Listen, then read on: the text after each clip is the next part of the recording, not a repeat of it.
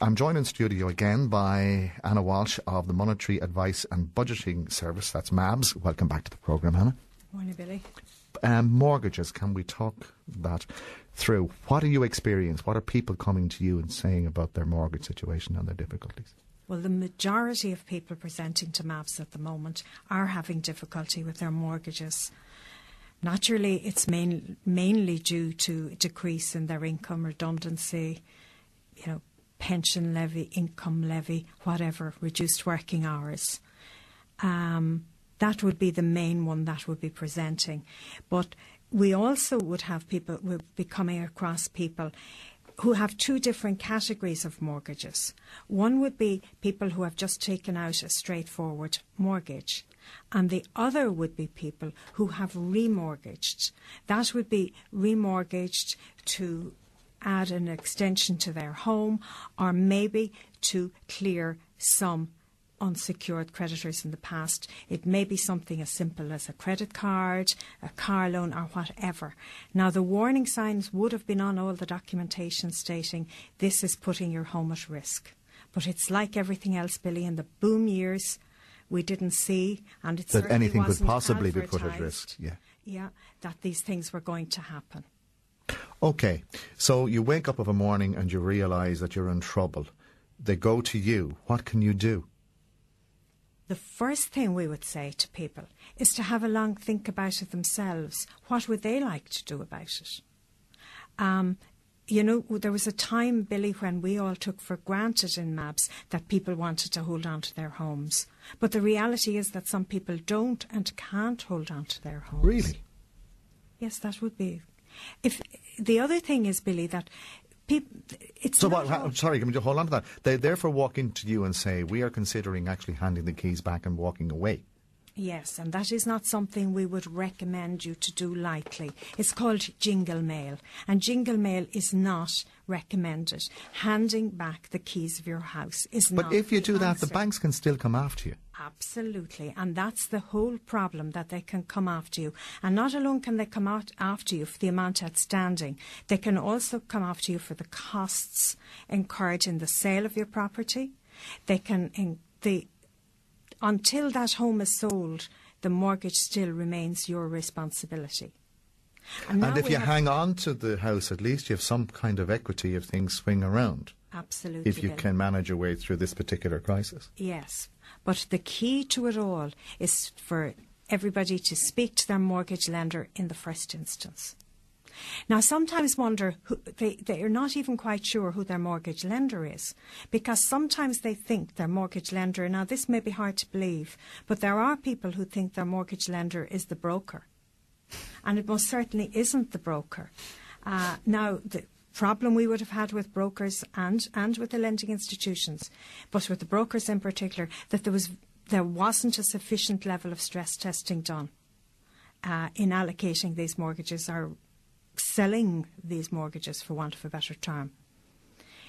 I would say to people, before you come to MABS, it would be ideal if you had all the documentation. Because we ask simple questions like, Billy, I've mentioned who is your mortgage lender?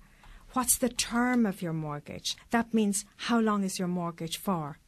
People are not quite sure. They may not be quite sure exactly even what is the interest portion of their mortgage and how much they're paying off the capital. And certainly with most people, we find that they don't know what type of mortgage they have, whether it's a fixed interest rate, a variable interest rate, or a tracker mortgage. You need to establish those facts if at all possible. Now, that is not saying if you do find that you just cannot find that information and you haven't the ability and you're so worn down from all the stress of it, do come and we'll get it for you. Now, for people to come to you looking for this advice, I would assume that they've reached the pin of their collar. They almost feel that they are financially insolvent. So how can they be managed, or how can they manage out of this difficulty? Well, there are actually people coming who are not at the pin of their collar as well, Billy, and naturally that's far easier for us to work with. But even up to the last stage, you can still negotiate with the mortgage lenders.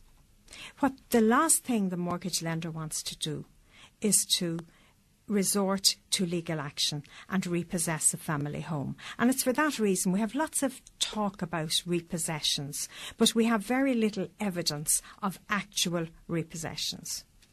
And so for that reason, I would say it is very important for you to speak to your mortgage lender at the very outset, even if you could negotiate with them and paying the interest. This only. is a podcast. But firstly, you have to establish how much is that interest. And obviously, can you afford to do it?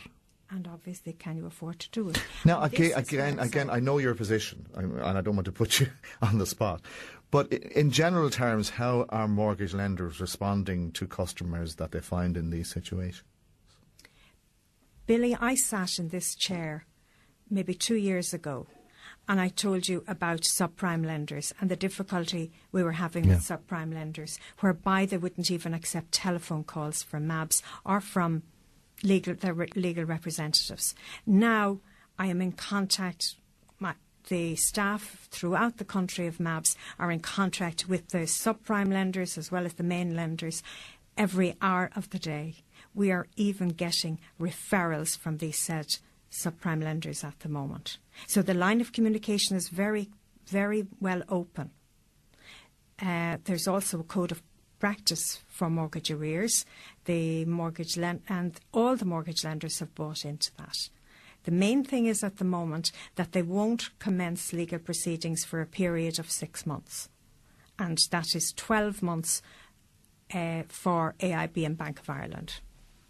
Now, a listener has been on to say, any advice? My girlfriend has a mortgage and she is paying over 8% interest. She has never missed a payment, yet no other institution will take her on as they won't deal with this particular institution. Can I name it? It's called Start. My mortgage is 50k dearer, but my repayments are 200 a month cheaper. When rates go up, she could be in trouble. Any advice? Start Mortgages is the principal subprime lender that I've just spoken about. Yeah, I thought so. And usually people took out mortgages with Start Mortgages or with subprime lenders in general when they couldn't get finance from other lending institutions, and that often is the reason for the high interest rate, because the interest was based on the risk. Now, what I would say to you is, the one thing you have to look at there is, what's the term of the 8% mortgage? It may not necessarily be 8% for the duration of the mortgage, but definitely in instances like that, there is no problem in negotiating with Start at this moment. I suppose also it's a bit much to expect other lending institutions to take on mortgages taken out with other institutions.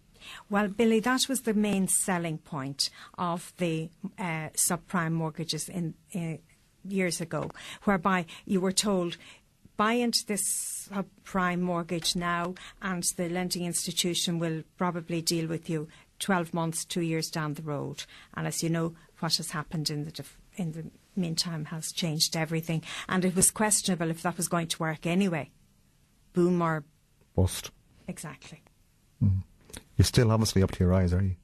We're nationwide. Very busy, Billy. We are very busy, but we are giving priority to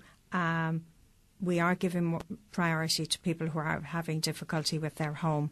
The other thing is, one thing that people are not looking at all, and it's, if you're made redundant, it is quite possible that your payment protection comes into play, and people are forgetting sometimes to check that out.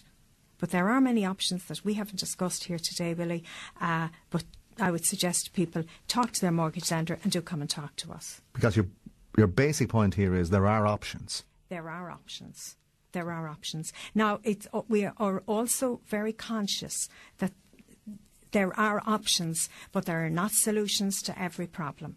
And it's for that reason that we are submitting case studies to government on a regular basis, because some mortgage rescue package needs to be put in place. OK. Your numbers again? 051 85 7929. OK, thank you very much. Thank that you, Billy. was Anna Walsh of MABS.